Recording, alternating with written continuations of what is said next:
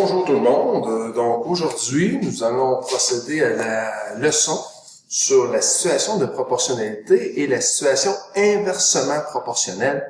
Donc je vais t'inviter à prendre la page 14 dans tes notes de cours. Donc la page 14 pour remplir. Donc ils me disent à la page 14 que les situations de proportionnalité sont des situations mettant en relation deux quantités aussi appelées variables. Donc, les variables que tu as déjà vues, habituellement, on parle très souvent de X et de Y. Donc, c'est deux quantités appelées variables, dans lesquelles les rapports entre toutes les valeurs sont équivalents. Donc, dans le fond, on a déjà vu aussi c'est quoi des rapports équivalents. Donc, dans le fond, les tables des valeurs devraient toutes être équivalentes. Donc, toutes les valeurs sont équivalentes. On va changer un petit peu, ça va être des valeurs, donc ça va être équivalent. Sauf pour notre premier point, parce que ça va toujours passer par 0, 0. Donc 0, 0, c'est sûr, je ne peux pas faire de rapport, je ne peux pas faire de proportion avec ça, mais pour toutes mes autres proportions, tous mes rapports vont être équivalents. Hey, dans des situations de proportionnalité, ils me disent qu'il y a possibilité d'avoir des tables des valeurs et d'avoir des graphiques. Donc dans une table des valeurs, les particularités, c'est que les valeurs de Y sont toujours obtenues en multipliant la valeur de X par la même quantité. Donc, la valeur de X par la même quantité. Quand je multiplie ça par la même quantité, ça peut être multiplié par 2, ça peut être multiplié par 3, etc. Mais quand je multiplie par la même quantité tout le temps, on va parler de vraiment une situation de proportionnalité et on va parler de coefficient de proportionnalité. Dans le fond, le chiffre qui multiplie à la valeur des X pour me donner la Y, ça va être le coefficient de proportionnalité. On peut déterminer le coefficient de proportionnalité justement en divisant les X par les Y. Puisque moi, je viens de te dire que quand je passe de X pour aller à Y, on multipliait. Bien, ici, pour passer de Y à aller à X, ben, si tu me dis que tu divises, ben, tu devrais avoir la règle, c'est-à-dire le coefficient de proportionnalité. Lorsque le X est égal à 0, le Y va toujours donner 0, donc ça passe obligatoirement par l'origine dans un plan cartésien. Et comme les rapports sont équivalents, il est possible de faire, quelque chose que tu as déjà vu, de faire nous autres on parlait du produit croisé, de faire, on va dire la proportion, mais de faire le produit croisé. Donc, dans le fond, pour compléter la table des valeurs, je vais être capable de faire le produit croisé pour vérifier si ça fonctionne.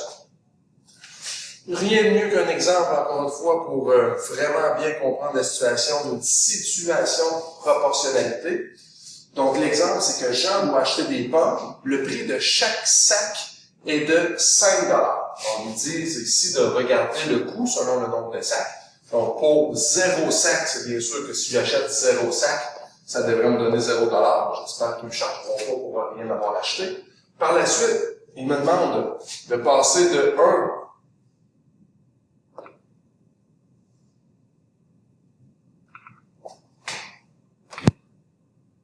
il me demande si j'achète un sac, vu que c'est 5 $ du sac, ça va être 5. Pour 2 sacs, ça va être 10. 3, 15. Pour 4 sacs, effectivement, ça va être 20. Comment j'ai fait pour trouver le prix? Ben, je me suis servi du facteur multiplicatif, ici qu'on appelle le coefficient de proportionnalité. Ben, je sais qu'en passant de X à Y, comme la flèche me l'indique, j'ai toujours multiplié par 5. Donc 5, c'est justement mon coefficient de proportionnalité. C'est un mot qui est peut-être difficile à écrire, proportionnalité. Donc, le coefficient de proportionnalité, c'est de dire c'est quoi le nombre par lequel je multiplie mon X pour obtenir mon Y. Puis on s'est dit que il y a possibilité de passer par les produits croisés. Donc là-dedans, chaque fois que je fais des produits croisés, ici par exemple, en multipliant en croix, il faut que ça fonctionne. Est-ce que c'est vrai que 1 fois 10, c'est égal à 2 fois 5? 1 fois 10, ça me donne 10. 2 fois 5, ça me donne 10. Donc mes produits croisés fonctionnent. Écoute, je pourrais très bien les essayer aussi avec le 15 et le 15 fois 4, ça me donne 60. Et 3 fois 20, ça me donne aussi 60. Donc, les situations de proportionnalité, ça fonctionne tout le temps.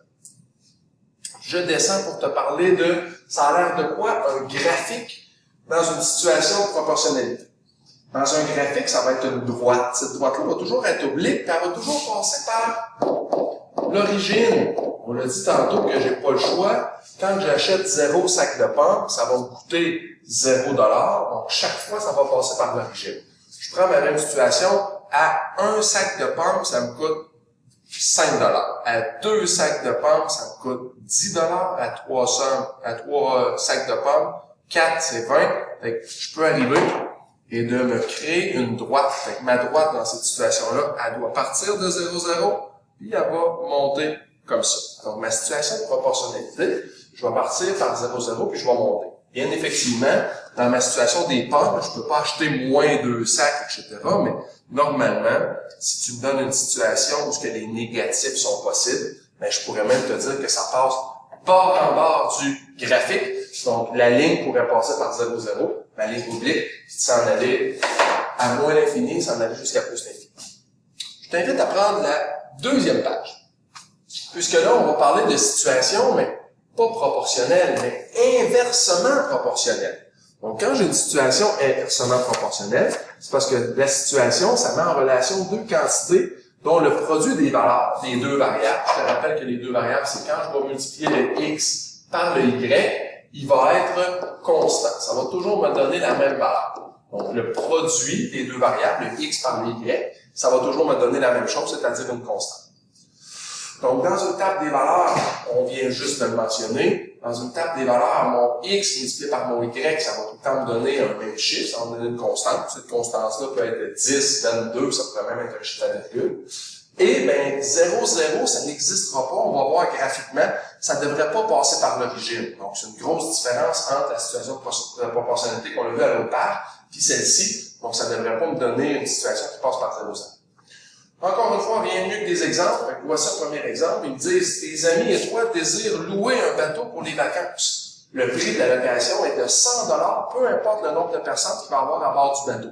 Bien effectivement, il va sûrement y avoir un maximum à un certain moment donné, mais on ne parle pas de grosseur du bateau. Fait que dans ma table des valeurs, tu vas voir qu'ils ont même été jusqu'à 20 personnes au maximum dans le bateau. À une personne, ben, si je suis tout seul dans le bateau et je n'ai pas beaucoup d'amis, c'est plate. Mais je vais être obligé de payer seul la facture, fait que ça va me coûter 100 $.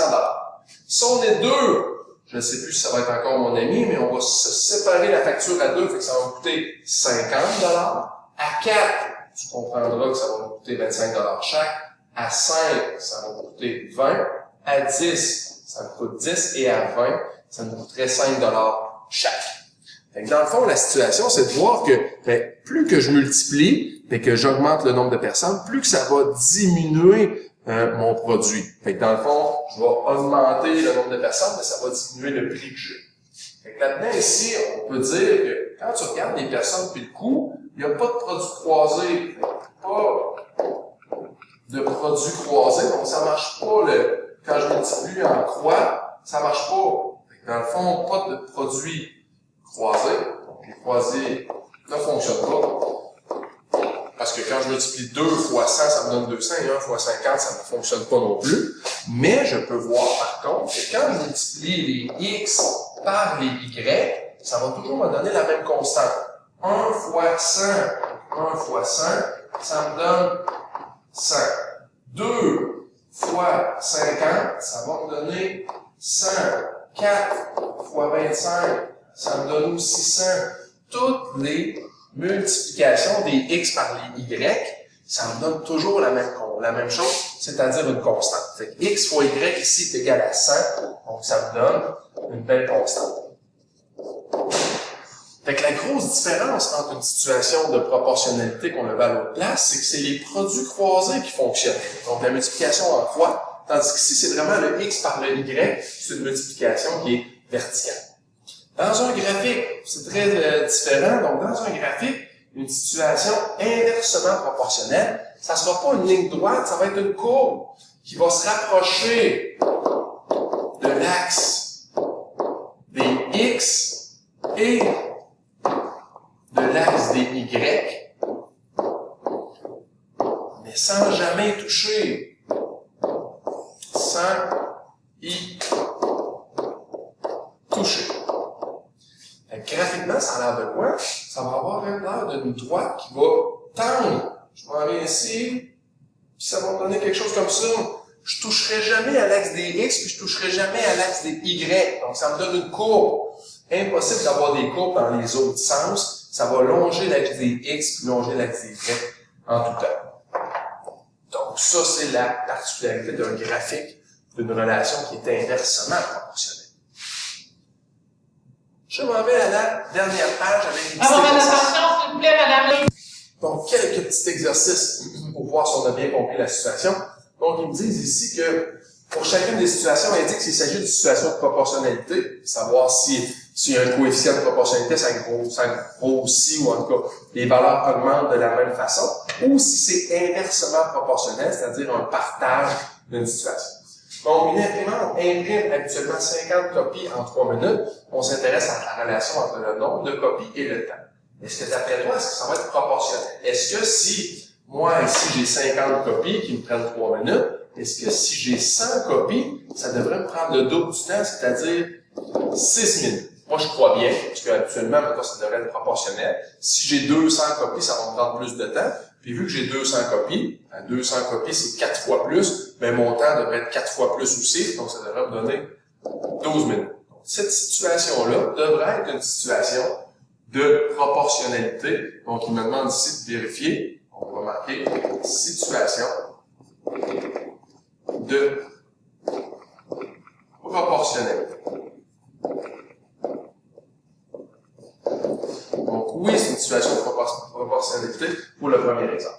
Le deuxième, ils me disent, on loue une salle pour le souper de Noël au coût de 400 $. Les invités devront séparer le coût de la salle. On s'intéresse au nombre de personnes, puis le coût que ça va coûter par personne, le coût par invité. Donc, moi, j'ai 400 au total. Fait que si on est une personne, on va payer le 400. Si on est deux, on va diviser ça en deux, ça va me donner 200. Donc, je vois que c'est pas proportionnel parce que ça va descendre à mesure que j'avance. Donc, c'est une situation qui est inversement proportionnelle.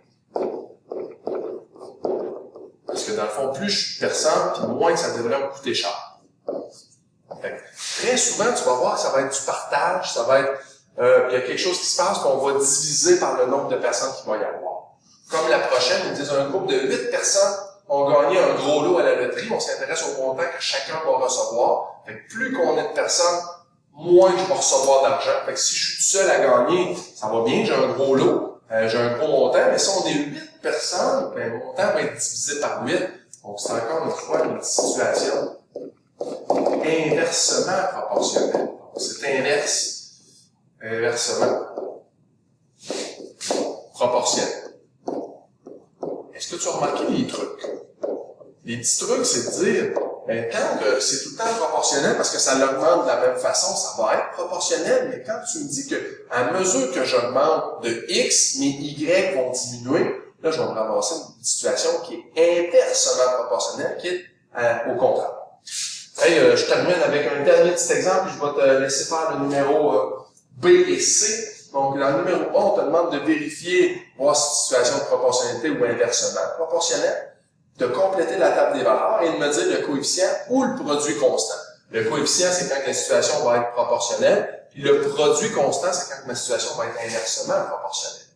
Fait que là-dedans, je suis capable de voir que je passais de 4 à 5, puis si je vérifie mes produits croisés, si les produits croisés fonctionnent, je te rappelle que ça devrait me donner une situation proportionnelle. Si au contraire, les produits croisés ne fonctionnent pas, mais que la multiplication de mes X par mes Y me donne tout le temps la même chose, là, je vais pouvoir dire que c'est une situation qui est inversement proportionnelle. Donc, dans mon premier exemple, quand je fais la multiplication, je m'aperçois que 12,8 fois 5, c'est pas, oh, je m'en allais dire c'est pas égal, mais oui, ça va être égal. Donc, c'est égal à 4 fois 16. Ce qui me donne 64 est égal à 64. Donc, j'ai une situation qui est proportionnelle.